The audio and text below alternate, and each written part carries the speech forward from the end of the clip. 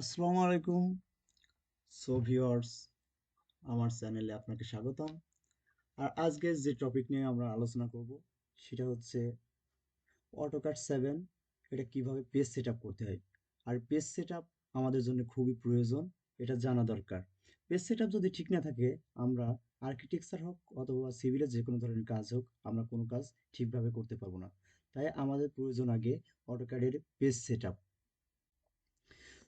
যাই হোক, আমার চ্যানেলটিকে যদি আপনি নতুন হয়ে থাকেন তাহলে অবশ্যই লাইক, কমেন্ট এবং সাবস্ক্রাইব করবেন, কারণ আমার চ্যানেলে বিভিন্ন সায়েন্টিফিক এবং আর্কিটেকচারের অনেক ধরনের কাজ দেওয়া হবে, ফটোশপের কাজ, আরও বিভিন্ন ধরনের কাজ আপলোড করব যা আপনাদের খুবই প্রয়োজন হবে। এর জন্য আমার চ্যানেলটিকে অবশ্যই সাবস্ক্রাইব করে রাখবেন। তাই আমরা কথা না বাড়িয়ে সোজাসুজি চলে যাচ্ছি ভিডিওতে। আর ভিডিওতে যাওয়ার আগে আপনাদের বলি, চ্যানেলটি অবশ্যই অবশ্যই সাবস্ক্রাইব করবেন, কারণ চ্যানেলটিকে অবশ্যই দরকারি হবে আপনাদের জন্য, এবং আমি মনে করি আপনাদের খুবই উপকার করবে। এই ভিডিওতে আমরা সরাসরি চলে যাচ্ছি, এখন ভিডিওতে বেশি কথা না বলে। এই যে প্রথমে ডেস্কটপ অথবা ল্যাপটপ যেটাই হোক না কেন, অটোক্যাড 2007 এটা যদি আপনার ল্যাপটপে অথবা পিসিতে ইনস্টল করা থাকে তাহলে এটাতে ক্লিক করবেন। ক্লিক করার পর দেখবেন এরকম একটা পেজ আসবে। ইন্টার শো করার পর এখান থেকে চলে যাবেন ফরম্যাটে ফরম্যাটে গিয়ে ইউনিটে যাওয়ার পর এই যে দেখেন এখানে লেখা আছে লেন্থ টাইপ। আর লেন্থ টাইপে গিয়ে এটা ডেসিমেল আছে, ডেসিমেলটাকে আর্কিটেক্ট করে দেবো আমরা। আর্কিটেকচার করার পর দেখছেন এখানে এই যে প্রিসিশন আছে, এটাকে আমরা প্রথমে 0.00 ইঞ্চি করে দেব। এটা করার পর ওকে ওকে করার পর দেখলেন এটা চলে গেছে। যাওয়ার পর আবার আপনারা ফরম্যাটে যাবেন। ফরম্যাটে যাওয়ার পর এখান থেকে ড্রয়িং লিমিট, আর ড্রয়িং লিমিটে যাওয়ার পর সোজাসুজি কিছু না করে একটা ইন্টার প্রেস করবেন।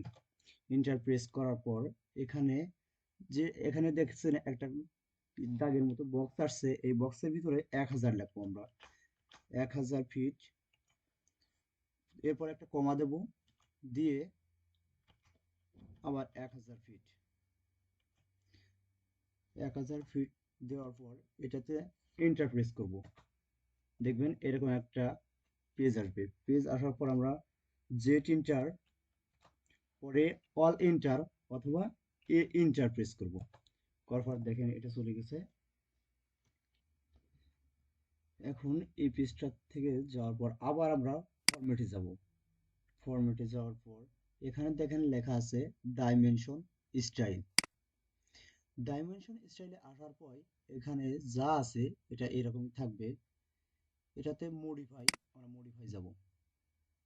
মডিফাইতে গিয়ে প্রথমে প্রাইমারি ইউনিট, এই যে দেখেন উপরে অনেকগুলা টুলস আছে এবং টেক্সট বার আছে। এই টেক্সট বার থেকে আমরা চলে যাব প্রথমে এই প্রাইমারি ইউনিট। আর প্রাইমারি ইউনিটে যাওয়ার পর এটা ডেসিমাল থাকলে এই দেখেন এখানে ডেসিমাল আছে, ইউনিট ফরম্যাট ও ইউনিট ফরম্যাট ডেসিমাল আছে, এটাকে আর্কিটেকচার করে দেব। আর্কিটেকচার করার পর পরে দেখেন প্রিসিশন আছে, আবার এখানে প্রিসিশনকে 0 ফিট 0 ডিগ্রি 0 ইঞ্চি করে দেব। এটার কাজ হয়ে যাওয়ার পর আমরা এখান থেকে এই দেখেন টেক্সট, ফিটের তেমন কোনো কাজ নেই, ফিটে যেমন আছে এমনই থাকবে, আপনারা এটাতে কোনো হাত দেওয়ার দরকার নাই। এখান থেকে টেক্সট বারে চলে যাবেন সরাসরি। আর টেক্সট বার থেকে এই দেখেন এখানে টেক্সট স্টাইল আছে, টেক্সট স্টাইল স্ট্যান্ডার্ড রাখবেন সবসময়, স্ট্যান্ডার্ডই আছে। আপনারা এখান থেকে এই দেখেন এখানে ফন্ট নেম এটা এখানে যাই থাকুক না কেন আপনারা এরিয়াল করে নেবেন, অথবা আপনাদের পছন্দ অনুযায়ী যে কোনো একটা ফন্ট দিয়ে দিবেন। আমরা এরিয়ালই রাখি। আর এখানে ফন্ট স্টাইল আছে রেগুলার, এটাকে বোল্ড করে দেব। বোল্ড করে দিয়ে এটা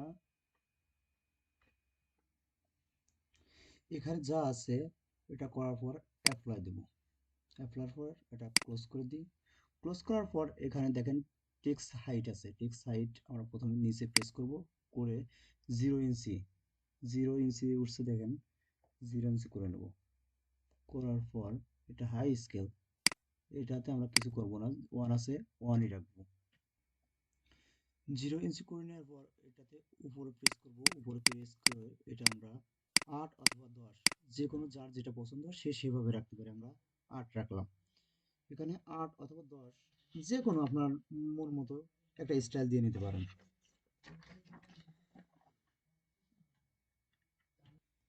এটা এটা এখানে হওয়ার পর আমরা আরেকটু ব্যাকে যাই, যে স্ট্যান্ডার্ড যেখানে আছে এখানে থ্রি ডটে ক্লিক করবেন। থ্রি ডটে যাওয়ার পর এরিয়াল দিবেন আর বোল্ড দিবেন, দেওয়ার পর এটা টেক্সট হাইট আছে, এই টেক্সট হাইটটা 0 ফিট 0 ইঞ্চি না রেখে আমরা এটাকে 10 ইঞ্চি করে দেবো। শিফট চেপে ইঞ্চি করার পর এটা তো অ্যাপ্লাই করব, অ্যাপ্লাই করার পর এটা ক্লোজ করে দেবো। এবার এখান থেকে এটা হয়ে গেলে আমরা চলে যাব, এই যে এখানে দেখেন লেখা আছে স্যাম্বলস অ্যান্ড অ্যারোস, এটাতে যাব। এটাতে যাওয়ার পর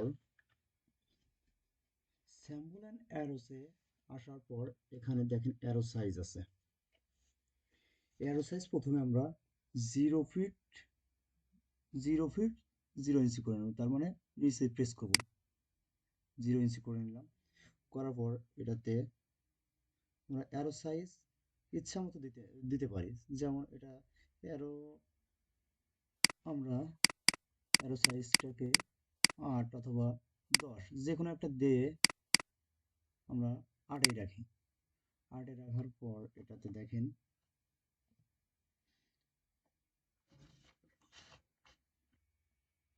করার পর এখানে দেখেন আবার বিভিন্ন ধরনের স্যাম্বল আছে, এই স্যাম্বল আমরা চেঞ্জ করতে পারি।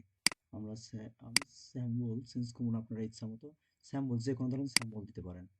যাই হোক এখানে এভাবে রাখার পর আমরা চলে যাবো এবার লাইনসে। লাইনসে আসার পর এটা এক্সট্রা বেয়ন্ড আছে, এক্সট্রা বেয়ন্ড দেখেন, এক্সট্রা বেয়ন্ড আসার পর এই যে এক্সট্রা বেয়ন্ড এই সাইডে আছে, এটাকে আমরা 0 ফিট 0 ডিগ্রি করে নেব। প্রথমে নিচে দিয়ে 0 ফিট 0 ডিগ্রি করে এটাকে ৮ অথবা ১০ দেবো। ৮ অথবা ১০, আমি ১০এই রাখি। এবার অফসেট ফ্রন্ট, এই দেখেন অফসেট ফ্রন্ট আছে, অফসেট ফ্রন্টটাকে ৮ ইঞ্চি ৮ ইঞ্চি করে নেব, এটাকে ৮ ইঞ্চি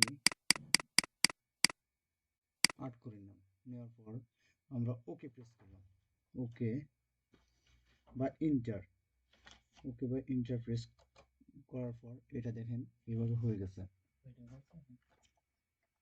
দেখেন ওকে দেওয়ার পর এখানে এই পেজটা আবার শো করবে। শো করার পর আমরা এটাকে সেট কারেন্ট দিব, সেট কারেন্ট দিয়ে এটাকে সেট কারেন্ট দিয়ে আমরা ক্লোজ করে দেব। ক্লোজ করে দেওয়ার পর এখন দেখব যে আমাদের পেজটা আসলে ঠিক হয়েছে কি না, তার জন্য আমাদের কি করতে হবে। আর এই পেজ সেটআপটা যদি না হয় তাহলে এখানে লাইন্স নেব আমরা। প্রথমে লাইন্স নিয়ে এখানে যে কোনো এক জায়গায় একটা ক্লিক করব। ক্লিক করার পর একদিকে টান দিব, দিয়ে আমরা মনে করেন লিখবো এখানে ১৫ ফিট ১৫ ফিট দিলাম আমরা। দেওয়ার পর এন্টার দিলাম। এখানে দেখেন একটা লাইন আসছে। এটাকে আবার ডবল ক্লিক করে উঠিয়ে নেওয়ার পর আমরা এই লাইনটাকে কিভাবে মাপতে পারি, যে আমাদের পেজ সেটআপ ঠিক আছে কিনা তার সেটা দেখার জন্য আমরা এখানে চলে যাব। এই যে উপরে দেখেন এখানে টুলস আছে, এখানে লাইনার আছে, এই লাইনারে আমরা ক্লিক করে লাইনারটাকে এখানে ধরে এক সাইডে ধরে অন্য সাইডে ক্লিক করে উপর দিকে টান দিয়ে দেখবো যে ১৫ ফিট। এখন যদি আমার ১৫ ফিট পেজ যদি ঠিক থাকে তাহলে এখানে ১৫ ফিট হয়ে যাবে। আর এভাবে আপনারা পেজ সেটআপ সহজে করে নিতে পারবেন। আপনারা যদি এই ভিডিওটি যদি ভালো লেগে থাকে তাহলে অবশ্যই একটা লাইক কমেন্ট এবং সাবস্ক্রাইব করবেন। আমার এই চ্যানেলটিকে নতুন নতুন ভিডিও দেব, আর সকলে এই আশা করে আজকের মতো আমি আমার কাজটা এখানে শেষ করছি। ধন্যবাদ সবাইকে।